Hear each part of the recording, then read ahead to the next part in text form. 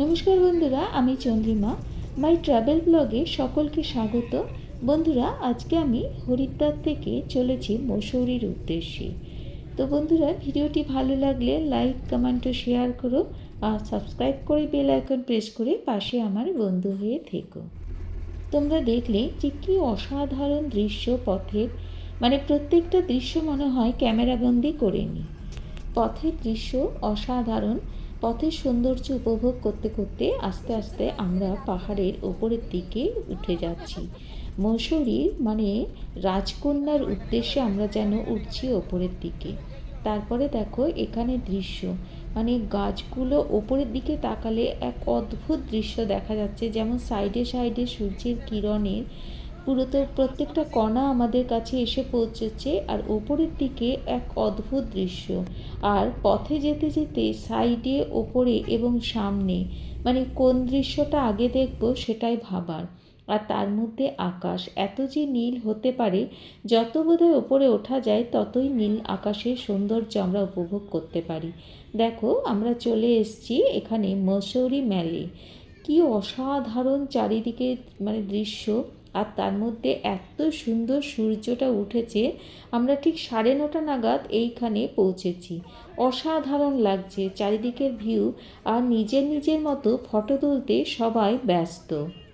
আমিও কয়েকটা ক্লিক এখানে দিয়ে নিলাম, তারপর তোমাদের জন্য পুরো জায়গাটা দৃশ্যবন্দি আমি এখানে করলাম।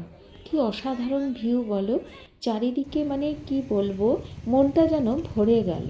তারপরে আমরা চলে এলাম এখানে লেকে, মসৌরি লেকে। তো মসৌরি লেকের এটা হচ্ছে প্রবেশদ্বার, আর ওই যে দেখছো লাল রঙের ছোট্ট বিল্ডিং একটা, ওখানে টিকিট কাউন্টার, ওখানে 50 টাকা করে পার হেড লাগলো। তো দেখছো কতটা নিচে নেমে তারপরে লেকটা। আর যদি এখানে বোটিং করতে চায়, আর দেখছো ঝর্ণাটা কি সুন্দর এখানে নেমে যাচ্ছে, আর ঠিক লেকের জায়গায় জলটা চলে যাচ্ছে। যে ওপর থেকে লেকটা ছোট্ট লাগছিল, তারপর যত আস্তে আস্তে এগোচ্ছি ততই বড় লাগছে। তারপর জলটা কি সুন্দর টলমল করছে, স্বচ্ছ জল, আর এখানে প্রচুর মাছেরও দেখা মিলছে। সব মিলিয়ে ভীষণ ভালো লাগছে, একটা নিস্তব্ধ পরিবেশ, খুব ভালো লাগছে।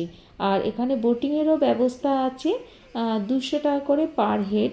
তো নিজেই প্যাডেল করতে হয়। আমরা অবশ্য বোটিং করিনি, কিন্তু দৃশ্যটা ভীষণভাবে উপভোগ করেছি।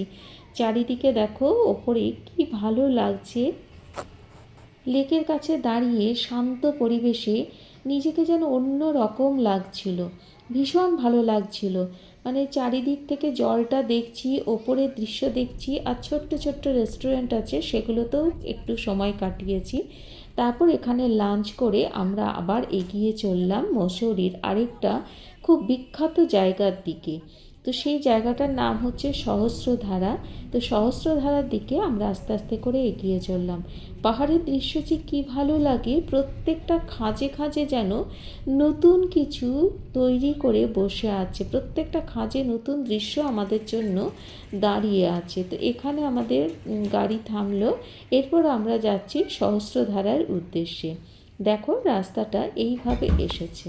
এখানে রাস্তাটা অত ভালো নয়, পাহাড়ি রাস্তা যেরম হয় আর কি, কিন্তু আস্তে আস্তে করে আমরা এগিয়ে গেলাম। সামনে একটা ব্রিজ পড়লো, আর এখানে একটা নদী যাচ্ছে। কি সুন্দর লাগছে নদীটা, কি বলবো, দুদিকে পাহাড়, মাঝখানে ব্রিজ, আর সেই নদীটা যাচ্ছে।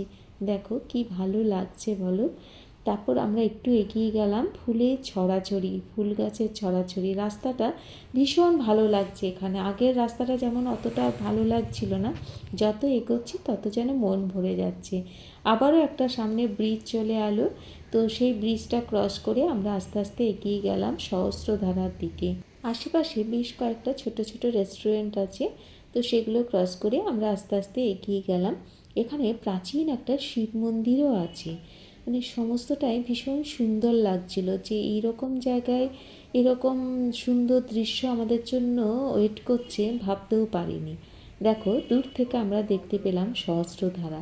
আমি ভেবেছিলাম সামান্য বোধহয় একটা ঝর্ণা টর্ণা কিছু হবে, না না, একদমই না, একদম অন্য রকম আমরা যে ধরনের ঝর্ণা দেখে থাকি। আচ্ছা দেখো, এই যে সাধু মহারাজকে দেখছো, এনার কিন্তু একটা করুণ কাহিনী আছে। মানে বাড়ির সমস্ত লোকজন আগুনে পুড়ে যাওয়ার পর নিজে এইভাবে ভগবানের কাছে নিজেকে সমর্পণ করেছে। তোমরা দেখতে পাচ্ছ বৃষ্টির ধারার মতো কিভাবে সহস্র ধারা ঝরে পড়ছে। আর সিঁড়িও আছে, বেশ খানিকটা সিঁড়ি দিয়ে ওপরে ওঠা যায়, কিন্তু ওপরে ওঠেও সেরকম কিছু নেই। তো তারপরে দেখো আমরা এখান থেকে সহস্রধারাটা অনুভব করছি। পাতা মানে গাছের পাতা, গুঁড়ি, তারপরে পাহাড়ের তল, সমস্ত দিক দিয়ে বৃষ্টির ধারার মতো সহস্র ধারা ঝরে পড়ছে। আর যে মন্দিরের কথা বলেছিলাম, ঠিক সহস্রধারার বুকে এরকম একটা মন্দির। এই চারিদিক দিয়ে কিন্তু ঝর্ণার ধারা, ওই ফোঁটা ফোঁটা বৃষ্টির ফোঁটা পড়ে যাচ্ছে। আর দেখছো সিঁড়ি দিয়ে ভেতরে এখানে একটা শিব মন্দির আছে, এখানেও কিন্তু ধারা পড়ে যাচ্ছে। কি সুন্দর না, মানে অদ্ভুত প্রকৃতির যে কত সৃষ্টি, এখানে না আসলে বোধহয় আমি বুঝতেই পারতাম না। তো যাই হোক, আমরা সমস্ত কিছু দেখে প্রণাম করে তারপর আবার ব্যাক করে এলাম আস্তে আস্তে হরিদ্বারের উদ্দেশ্যে। আমরা দেখো এখানে আসছি, শুকিয়ে গেছে, এখানে নদীটা না ব্রিজের ওপর দিয়ে আসছি, শুকিয়ে গেছে। রাতে আমরা ডিনার সারলাম হরিদ্বারে এসে দাদা বৌদির হোটেলে। এটা আমাদের একটা ইচ্ছে ছিল, তোমরাও গেলে একদিন অন্তত দাদা বৌদির হোটেলে খাওয়া দাওয়া করো। তারপরের দিন আমরা সকালবেলা চলে এলাম মনসা মন্দিরে। একদম সকালবেলা আমরা মনসা মন্দিরের উদ্দেশ্যে রওনা হয়েছিলাম। আর পথের ধারে এরকম পসরা সাজিয়ে পরপর বসে আছে, যতক্ষণ না আমরা চলে গেছি রোপওয়ের কাছে। রোপওয়ের এখানে প্রচুর ভিড় আর চেকিং হচ্ছে। আর এখানে রোপওয়েতে আমাদের পার হেড নিয়েছে 200 টাকা করে। তো এখানে বুকিং কাউন্টারে সব কিছু রেখে চেক করে তারপরে আমাদের রোপওয়ের কাছাকাছি যেতে দিয়েছে। আর এখানে বসার জন্য এরকম চেয়ার দেওয়া আছে, এখানে বসে আমরা অপেক্ষা করতে পারি। যখন ওরা বলবে হ্যাঁ রোপওয়ে এবার যাওয়ার সময় হয়েছে, তখনই যাওয়া যেতে পারে। ওই দেখো ছোট্ট একটা রোপওয়ে চলে গেল, আমরাও আস্তে আস্তে রোপওয়ের দিকে হেঁটে চললাম। সবাই যেমন হেঁটে যাচ্ছে আমরাও সেইভাবেই হেঁটে চললাম রোপওয়ে উঠবো বলে। তো তারপরে আবার একটা জায়গায় দাঁড় করিয়ে দিল, একটু ওয়েট করতে বলল, সমস্ত প্যাসেঞ্জার ক্লিয়ার হলো। তারপর আমরা একদম রোপওয়ের কাছাকাছি চলে গেলাম। দেখো একদম কাছাকাছি চলে এসেছি। এখানে সিঁড়ি দিয়ে নেমে তারপর একটু এগিয়ে আবার এখানে চেকিং হলো। চেকিং হওয়ার পরে আমরা একবারে রোপওয়ের কাছাকাছি চলে এসেছি। এখানে ওই দেখো রোপওয়েগুলো যাচ্ছে এক একটা প্যাসেঞ্জার নিয়ে, মোটামুটি 4 জন এখানে বসা যায়। তা আমরা এখানে 3 জন বসেছিলাম, আমরা 2 জন আর সামনে এক ভদ্রলোক, 3 জন। এইভাবে আমাদের রোপওয়েটা ছেড়ে দিল। আমরাও প্রকৃতির দৃশ্য অনুভব করতে করতে আস্তে আস্তে এগিয়ে গেলাম। রোপওয়েটা যখন উপরের দিকে যাচ্ছে তখন আস্তে আস্তে পাহাড়ের কাছাকাছি চলে আসছি। আবার নিচের যে পোর্শনটা সেটাও অনেক দূরে চলে যাচ্ছে, একটা অদ্ভুত ফিলিংস হচ্ছে। তো দেখো গাছগুলোর ওপর দিয়ে আমরা যাচ্ছি। এবারে ওপরে চলে এলাম মনসা মন্দিরের কাছে। মনসা মন্দিরের কাছে এসে মা মনসাকে নিজের মনের কথা উজাড় করে দিলাম। তারপরে আমরা আবার রোপওয়ে করে ব্যাক করে এলাম, বা রাতে ডিনার করে তারপরে আমরা গাড়ি ধরার জন্য হরিদ্বার স্টেশনে চলে এলাম। আমাদের 12 দিনের ট্যুর সম্পূর্ণ হলো। প্রত্যেকটা ট্যুর আমি তোমাদের সাথে শেয়ার করছি। টাটা বন্ধুরা।